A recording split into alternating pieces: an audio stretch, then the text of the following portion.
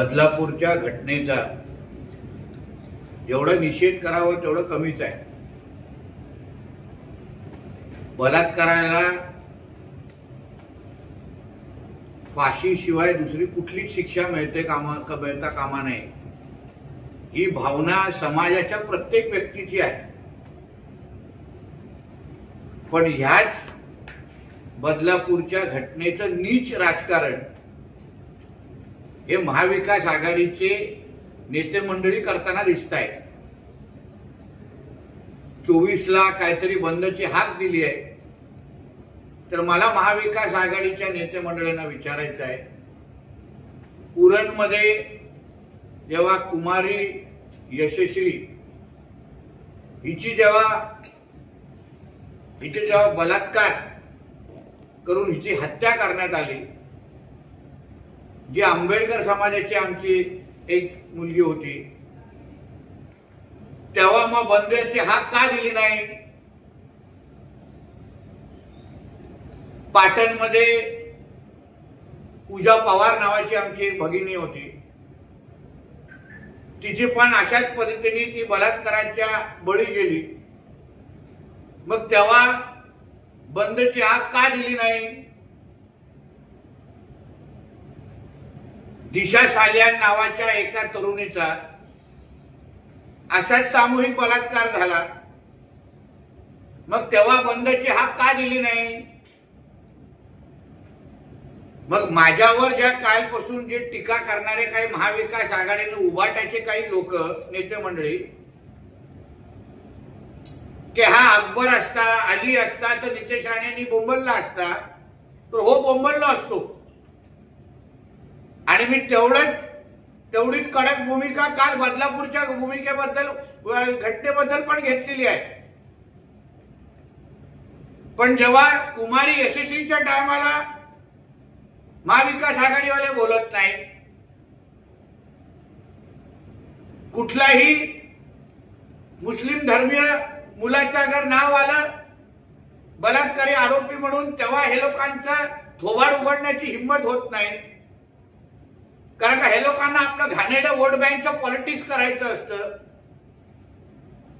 ज्या आमच्या चित्राताई यशस्वीसाठी गेल्या, त्याच काल बदलापूर घटनेसाठी पण तिथे जाऊन त्यांनी विरोध दर्शवला आहे।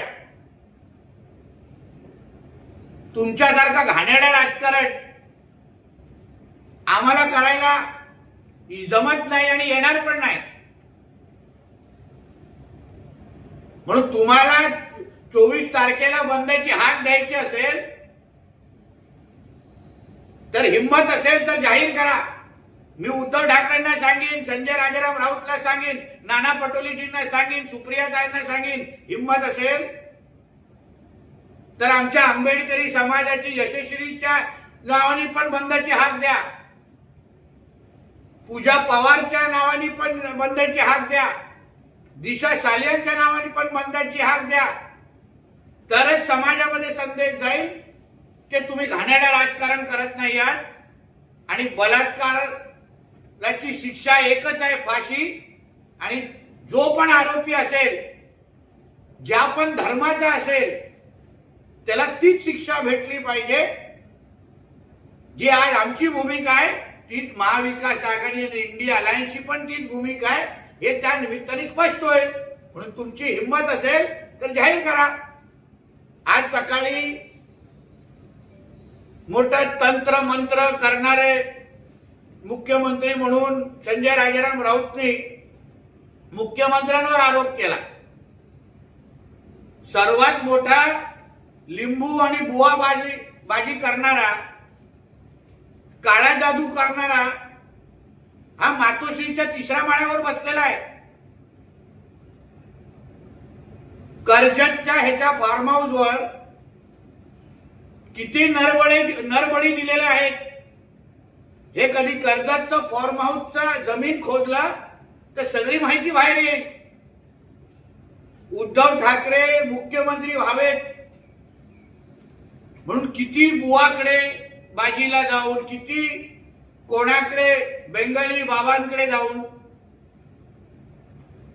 काय कुठली कुठली काळी विद्या करण्यात आली, मग हे पुरावे सकट आम्हाला सांगायला लागेल.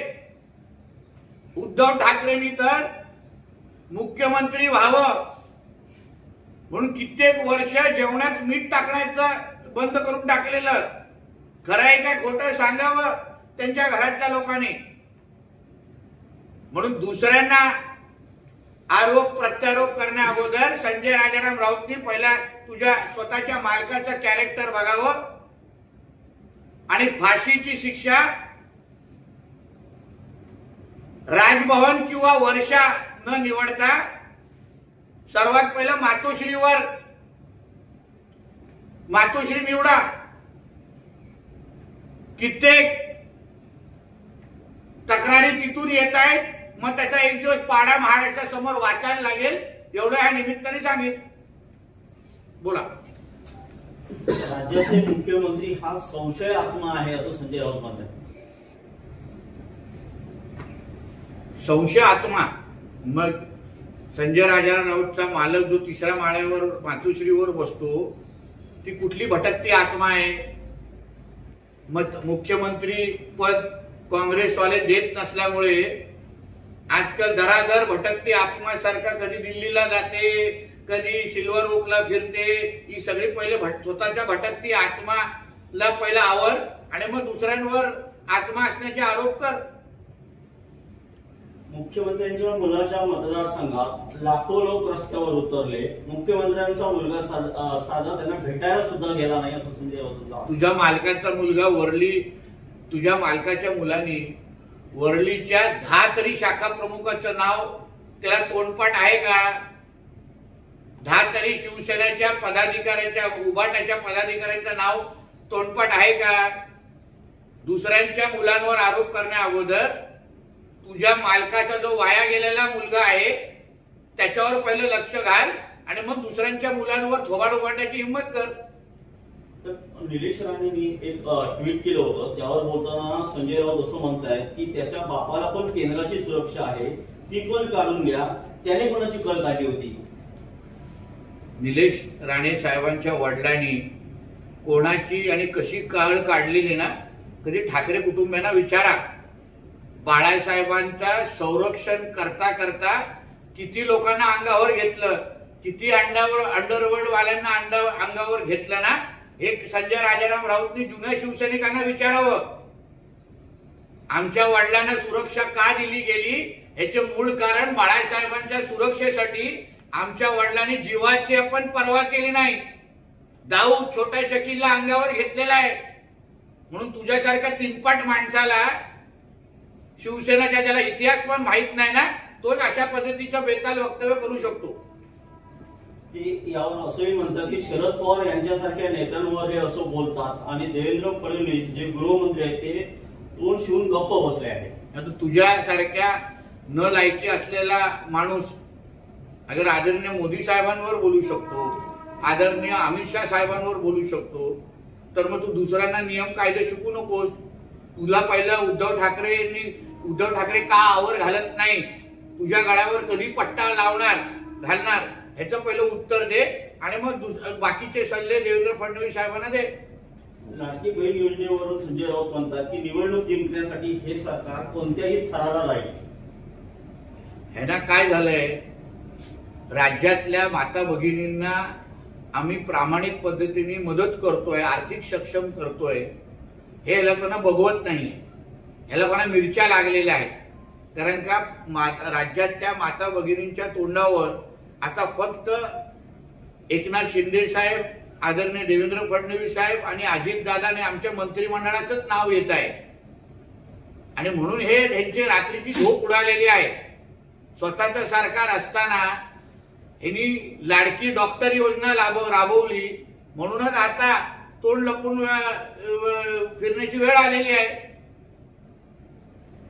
लाडका शेतकरी यावरून बोलताना संजय राऊत म्हणतात की यापूर्वी शेतकरी माझा लाडका नव्हता का, यांनी लाडका गद्दार, लाडका बेईमान अशा योजना आणल्या पाहिजे. हो, म्हणून तर तुझ्या मालकाने माझी लाडकी दिशा,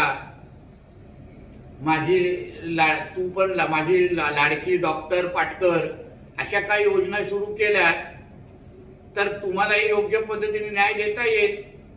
मग लाडकीत लावायची असेल तर पहिला हे लाडकी दिशा आणि लाडकी डॉक्टर पाटकर ही पहिली योजना तुम्ही लोक सुरू करा, मग बाकीच्या लोकांना नावं देत बसा. बदलापूरच्या कालच्या घटनेवरून काल संजय राऊत बोलताना असं म्हटलं आहे की फडणवीस आल्यापासून महाराष्ट्राची बदनामी झाली आहे, फडणवीसांनी महाराष्ट्राची वाट लावली. हो, आणि उद्धव ठाकरे जेव्हापासून शिवसेनेमध्ये आलेला आहे, उद्धव ठाकरेचे पायगुण एवढं महाराष्ट्रासाठी वाईट आहे. म्हणून मी वारंवार सांगतो, उद्धव ठाकरे हा महाराष्ट्राला लागलेला एक करोना आहे. जोपर्यंत ही कीड आपण साफ करत नाही, जोपर्यंत हे व्हायरस साफ करत नाही, तोपर्यंत महाराष्ट्र आपलं आरोग्यदायी होणार नाही. आणि तेच काम आमचं महायुतीचं सरकार आता ह्या ऑक्टोबरला करणार आहे.